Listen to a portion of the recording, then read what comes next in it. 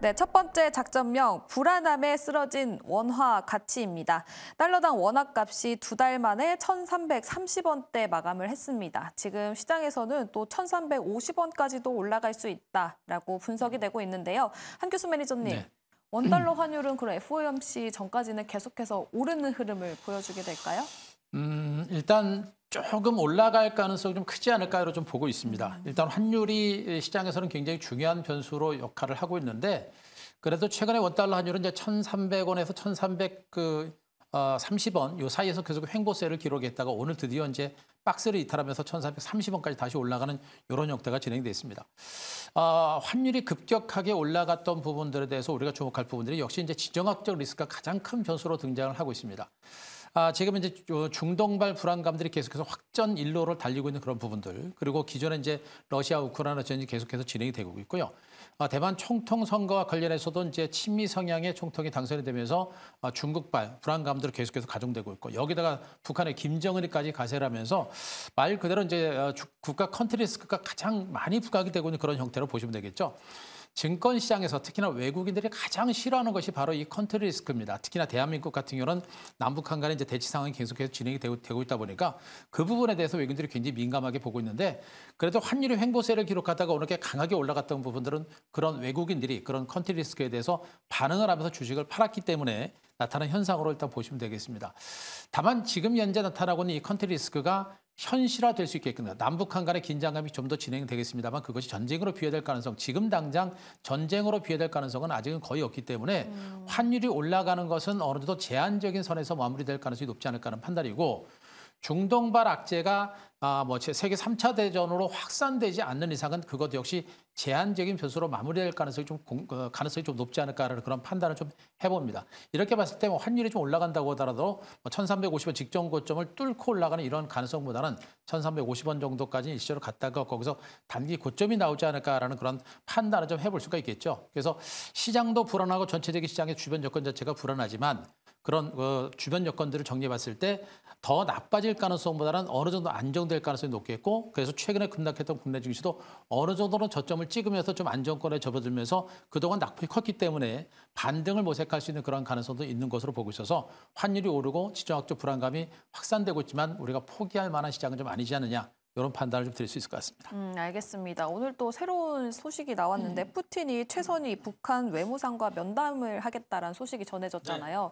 이런 소식이 내일장에서 또 큰 악재로 실현될 가능성이 있을까요? 제가 보기에는 그거는 그렇게 큰 악재는 아닌 것 같아요. 어차피 이제 남북한 간이 그다음에 이제 국가 간의 정상들이라든가 또 이제 그 위에 있는 사람들까지 모이는 것은 그냥 평상시에 나타나는 현상들이겠고요. 일단은 북한과 러시아가 왜 만나느냐라는 것인데 지금의 어떤 지정학적 리스크와는 그렇게 큰 관련은 없을 거로 일단 판단을 좀 해볼 수가 있기 때문에 그렇게 큰 악재가 되지는 않을 거로 일단 판단이 됩니다. 다만 이제 우리가 주목할 것은 역시 북한의 김정은의 발언과 또 북한 이제 군부의 이제 움직임들, 이런 것들 우리가 좀 많이 봐야 될 것 같고요. 또 미국의 저명한 학자가 바로 이제 한반도에서 핵전쟁 가능성이 있다라는 그런 강경 발언까지 내놓고 있음을 감안한다면 이 부분에 대해서 외국인들이 굉장히 예민하게 반응할 수 있는 그런 가능성도 분명히 있겠습니다. 그래서 단순한 회담보다는 역시 이제 미국 북한의 군부의 행동이라든가 여러 가지 북한 국내 컨트리 수과 관련된 부분들을 우리가 많이 좀 더 세밀하게 살펴가면서 좀 대응할 필요가 있지 않을까라는 생각입니다. 네, 알겠습니다. 사실 제가 외국인 투자자 입장이라면 지금 지정학적 리스크 우리나라에 너무 많이 반영이 되고 있고 니케이 지수가 너무 좋잖아요. 네, 그래서 매력도가 현저히 떨어지지 않을까라는 생각이 있거든요. 그럼 3월 미국에서 좀 금리 인하 정도는 나와줘야 외국인 투자자가 들어올 것 같은데 지금 어떻게 되나요? 그 확률이? 일단 지금 패드워치를 보게 되면 최근에 CPI 발표 이후에 미국 기준금리 인하 3월 달에 FOMC에서 인하할 가능성이 한때는 70% 넘게 올라갔다가 지금은 66%까지 조금 다운된 모습입니다. 일단 기준금리 인하 기대감이 이전보다는 조금 약해진 모습이기 때문에 일단 전반적인 글로벌 증시가 조금 약세를 보이는 모습을 보였고, 그리고 우리나라 같은 경우에는 지금 원달러 환율이 오늘 1,330원이 넘어가면서 약세를 보이고 있는데요. 일단 원달러 환율이 약세를 보일 때 우리 투자자들이 가장 관심을 가져야 될 게 외국인의 자금 이탈 여부입니다. 지금 여러분들 잘 아시겠지만 일본 같은 경우에는 엔화 강세를 최근 이제 향후에 경기가 좋아질 것을 기대하면서 엔화가 조금씩 강세를 보이려는 모습을 보이고 있고, 그리고 일본 정부 자체가 이제는 마이너스 금리를 탈출해서 일본 기준금리를 올리려는 움직임을 보이고 있거든요. 이렇게 될 경우에는 향후에 엔화가 강세를 보이고 원달러 환율이 지속적으로 약세를 보인다라고 했을 때 한국보다는 일본이 더 투자 관점에서는 매력적인 대안처로 볼 수 있다라는 측면에서 최근에 일본 증시가 좋고 우리 국내 증시가 조금 안 좋았던 것 같고요. 일단 오늘 원달러 환율이 1,330원이 올랐던 이유는 뭐 전반적인 경기 이슈 외에도 북한 이슈가 좀 많이 부각되었다라고 보고 있는데요. 네. 일반적으로 잘 아시겠지만 북한 리스크 같은 경우에는 단발성인 이슈가 많기 때문에 오늘 만약에 원달러 환율이 북한 이슈로 만약에 올랐다라면 원달러 환율이 북한 이슈가 소멸되는 뭐 하루 이틀이라든지 아니면 일주일 이후 정도 되면은 다시 원달러 환율은 제자리를 찾아갈 거라고 저는 보고 있습니다. 그래서 따라서 오늘 원달러 환율로 인해서 국내 증시가 조금 힘들었지만 북한 이슈가 어느 정도 소멸된다라면 국내 증시는 다시 제자리를 찾아가지 않을까라고 생각을 하고 있습니다. 그럼 매니저님, 원달러 환율이 어느 정도까지는 내려가야 외국인 투자자들이 들어올까요? 일단 1,300원 언더로 좀 빠지는 게 좋을 것 같고요. 뭐 1,300원 언더가 아니더라도 한 1,310원 정도에서 1,300원 정도 박스권만 유지하더라도 우리 네. 국내 증시는 다시 살아나지 않을까라고 생각하고 있습니다. 알겠습니다. 그 박스권 많이 내려갔으면 좋겠네요. 외국인 투자자가 또 들어와 줘야 되기 때문에. 한교수 매니저님, 근데 지금 우리 증시가 계속해서 빠지고 있는 지금 상황이 외국인 투자자들 때문인가요? 근데 기관도 굉장히 매도세가 크지 않을까요? 일단은 외국인하고 기관들이 같이 시장의 하방을 이끌어낸 데서 보시면 됩니다. 제가 이 그래프를 잠깐 보여드리겠는데요. 자, 그림 한번 잡아주시기 바랍니다. 지금 현재 기관과 외국인들의 이제 수급 차트를 보고 계신데요.